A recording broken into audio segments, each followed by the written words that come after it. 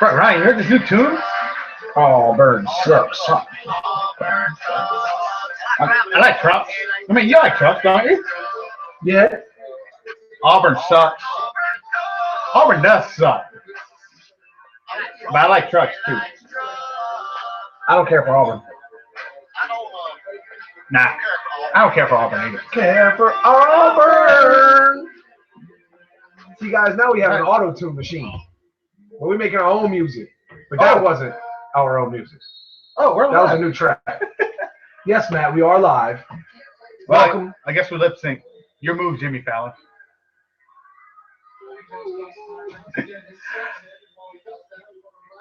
He's suspect? He's double suspect. Well, I don't know. It depends on who you're talking about, Cena or Boga. Because I can't raise my hands all the way up here. Nobody will see them. Okay. Yes. This is indeed episode 74 of the Matt Ryan Jesus, Show. Man. Every time we do another one, I'm like, really? Still rolling? Absolutely. We're getting close to 100. We'll be there before we know. Right? Probably sometime this summer, I guess, if I'm doing the math right. Ish. Give or take. Give or take. Give or take. Who's counting? That's two. Yeah, exactly. But we'll get to LSU basketball in a second. But I guess we'll start off with LSU baseball. Ryan, Tigers rebounded from a disappointment against the Nicholls State Colonels, who were actually playing some pretty decent ball. But they had the chest this weekend. That's gorilla ball, Gobert. Gorilla ball for sure. A little bit thanks to the win, but it was nice to see. I don't care how it happens, man. They were hitting the ball this weekend. You got to take advantage of it. Absolutely. Exactly. But LSU improved to 6-1 on the year with the sweep of Boston College, a team that won't do so well in the ACC, but it's still a Power 5 school. LSU is still trying to find their identity and moved up to number 3 in the rankings this week. Fortunate news out of this week, Bo Jordan with the knee injury Sunday, which is kind of unnecessary going for a fly ball, but it was a freak accident trying to get out of the way, and the knee buckled. We'll see what happens with surgery on Thursday. Anywhere he could be back for 4 weeks to out for the year. It depends on the severity of the injury. That's the tough thing about the knee is it could be a sprain, could be a minor tear. That would be your 4 to 6 weeks, possible 8 weeks, or it could be a completely ripped MCL, ACL, or meniscus that could sideline him for the season, possibly give him a medical red shirt. But we hope for the best. Hope he's all right. But as we know in Baton Rouge at the box, it really is next man up, and these guys are loaded. So as much as we wish the best for Jordan, it's going to be next man up, and the Tigers going to have another man to step right up. Yeah, absolutely. And then Maneri, it seems to, for now, have zoned in on his weekend rotation. Poche is going to be your Friday night guy. Poche looked good Friday night, man.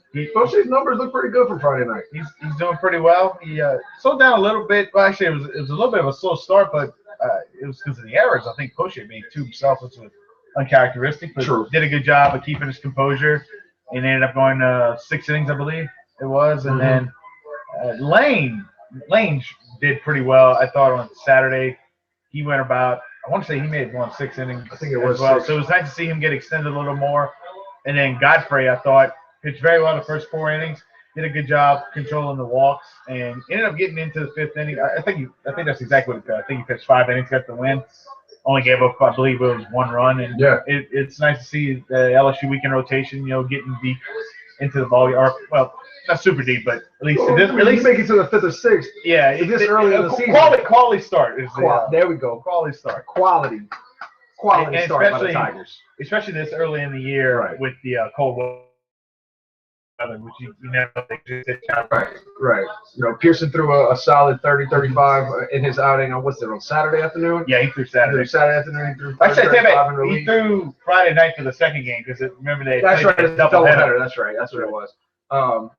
Pearson had a good outing. All in all, it was a complete series. The Tigers really looked like Nicholls State was nothing more than a little bump in the road. And Nicholls came to play. And it was sort of a freak game, too. LSU actually had 14 hits, but can only put 3 runs across. 17 runners on base. And 4 errors. You're not going to win any kind of ball game that way. And that's not to discredit how Nicholls played. Nicholls played an amazing perfect ball game. And then they took 2 out of 3 from Stony Brook earlier this year. And then I don't know if they got the sweep this weekend, but I believe they did at least win the series. I mean, they only have. I think they did get the sweep because I think the only loss they have right now is against Stony Brook. It's Stony Brook. So that's right. Because they're 6-1, just like LSU, which is crazy.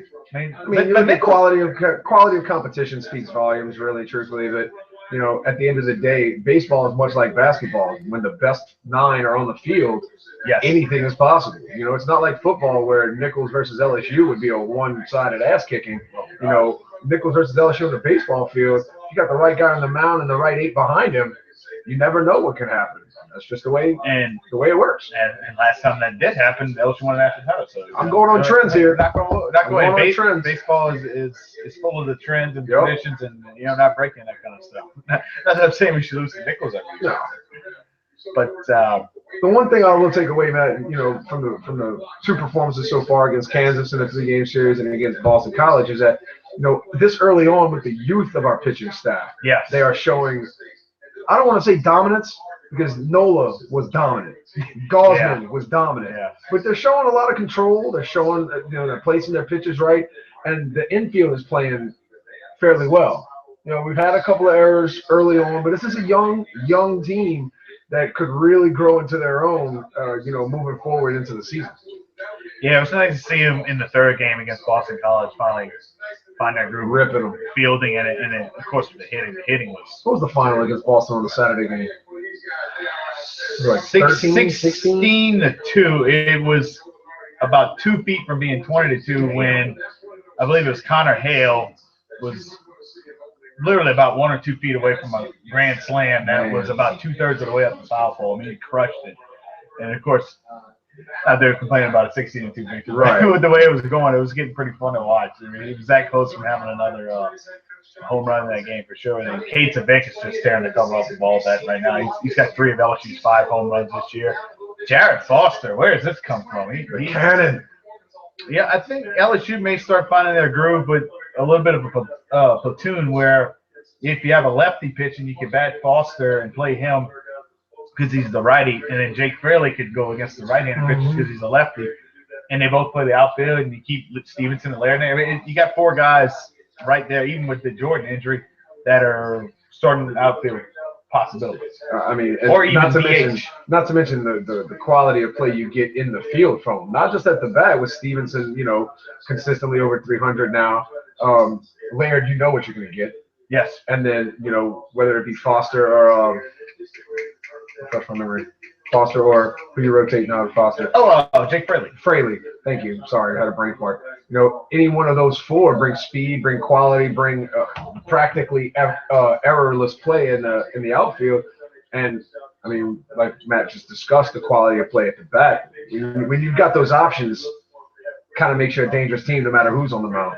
Absolutely. And then, of course, this week, depending on the weather, it's still scheduled to go tomorrow night, but LSU will be playing Southeastern, who they met in regionals last year. It's in Nichols' conference, so this is a team that's right around the skill level, I guess, of Nichols. And Nichols is one of those teams in the Southland this year that some people are thinking that could be a dark horse. They were, I think, preseason picked to finish 4th, and a lot of people were thinking maybe other than Sam Houston, who I think won it the last 2 years or something like that. Yeah, they played in LSU's regionals, or LSU's regional 2 years ago, but in the regional last year. I think it's like TCU or something like that. I'm hoping for the Colonels. I hope they make a regional, man. That'd be huge for Nichols. Yeah, I want to beat them. They'd end up in Baton Rouge because they're definitely not going to anywhere else in the state this year. I'm not going to mention any other teams. No, they're not. The way they're playing right now, they're not hosting a regional. They're going to have to turn that truck around real fast.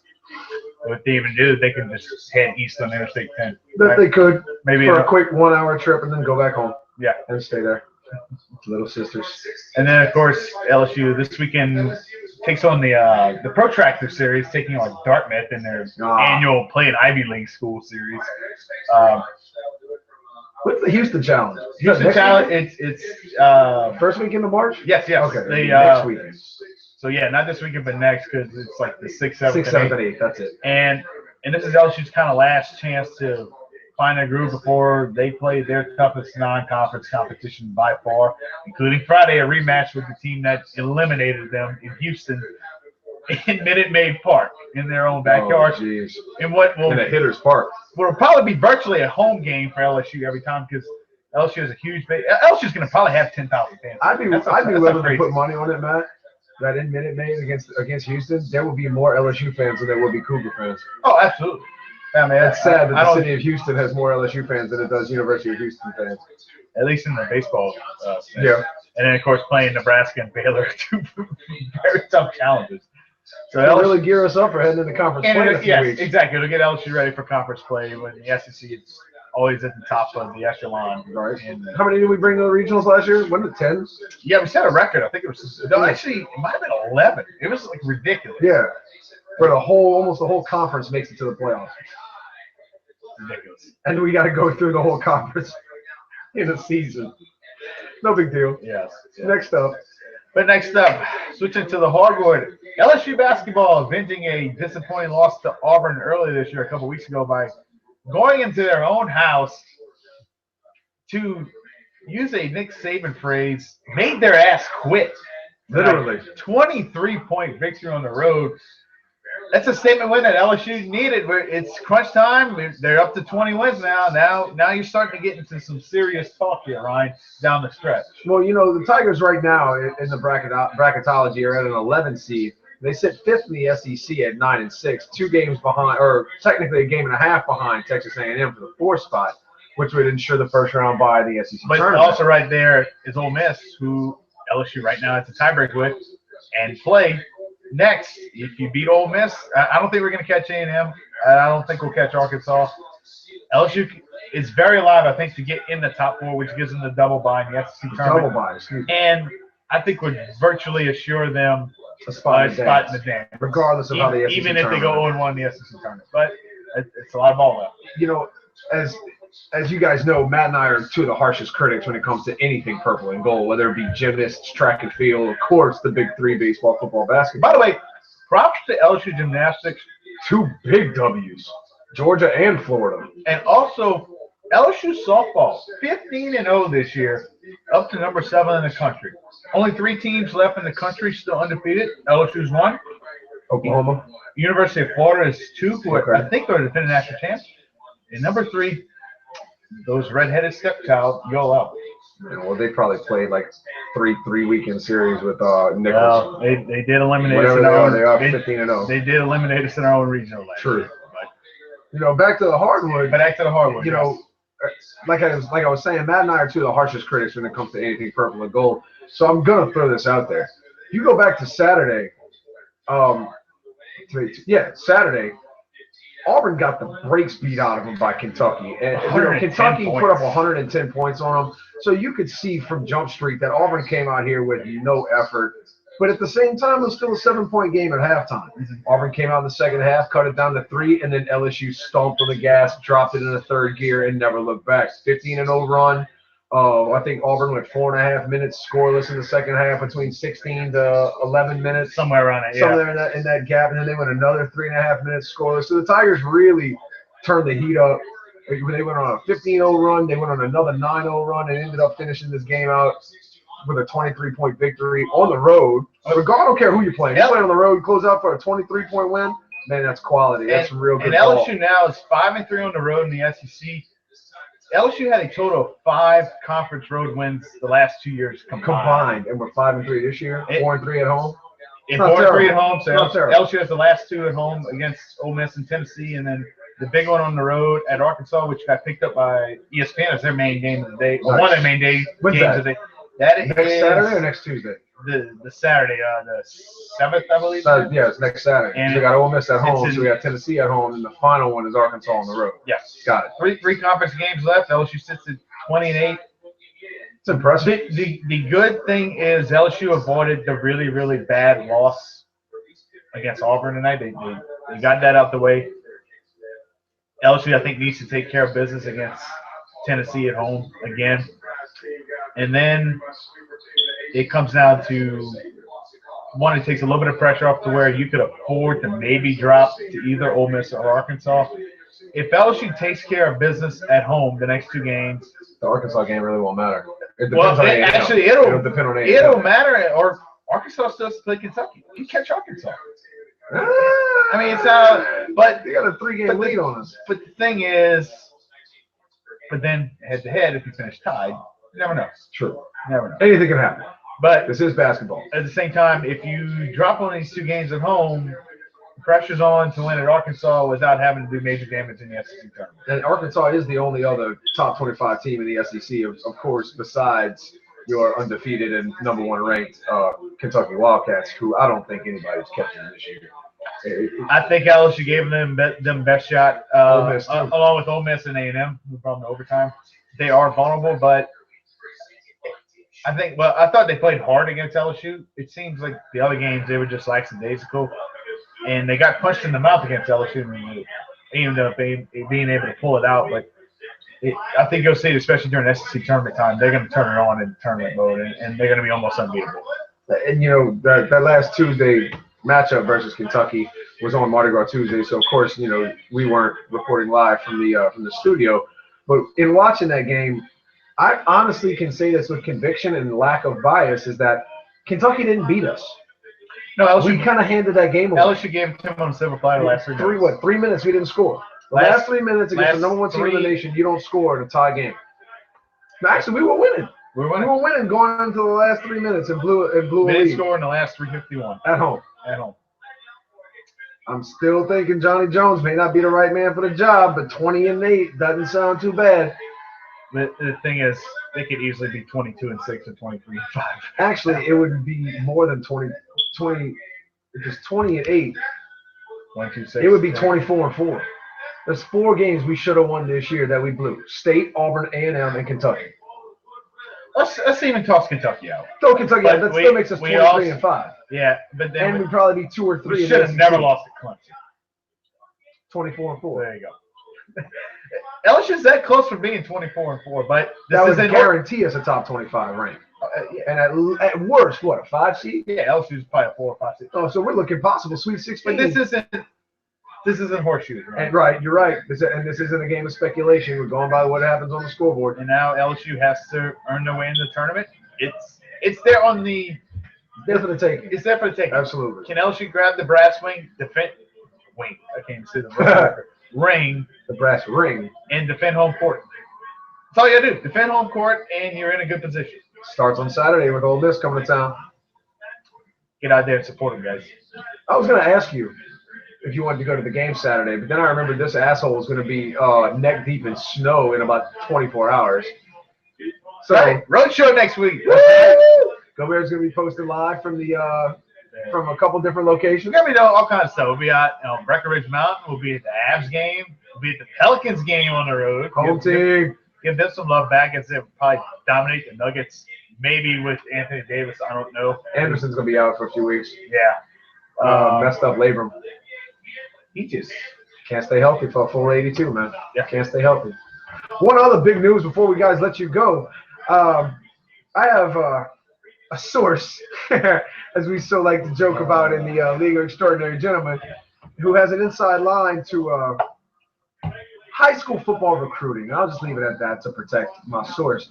That let me know this morning something big was going to happen. And after a little bit of probing, it had to do with LSU football recruiting for the class of 16. My source tells me that Savion Smith is announcing his top 5 today. So, okay. But this source also told me it's not really up for debate because he's pretty sold on LSU. Then I received a text shortly after saying, holy crap, I didn't think he'd actually commit today.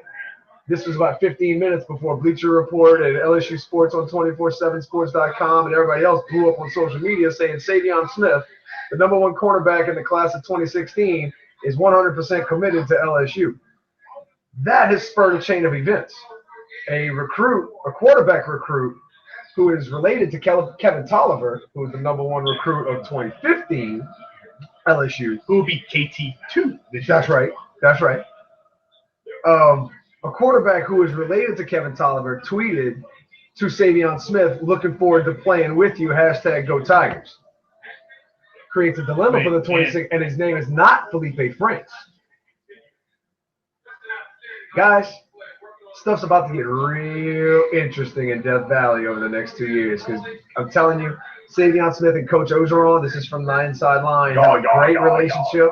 Coach Bebe is going out and getting these kids to come play in Baton Rouge, and it looks like the Tigers are building what could potentially be a dynasty for the next few years. Stay tuned because things are going down in Baton Rouge. But that's all I got from my inside line. Matt, you got anything else for the folks? I still believe in Brandon Harris. We're still #free Brandon Harris. Or get better, AJ. Anything. Jennings winning. You need to learn an offense before you can call yourself Jennings winning. We love you. You're our quarterback right now. Somebody just learn how to throw football. Somebody. With the best wide receivers in the nation, and we throw the ball 10 times. Bring him out to the what's that quarterback guru that like Winston and Mariota and all of them go to. Oh yeah, that guy. That guy over there in California somewhere. They like throw footballs on the beach and stuff. We'll be passing a collection plate just like we do in church to try and pay for Anthony Jennings and Brendan Harris to go meet this guy. They get all the boosters. They can just fund the show. Come on, man. There aren't any illegal boosters in Baton Rouge.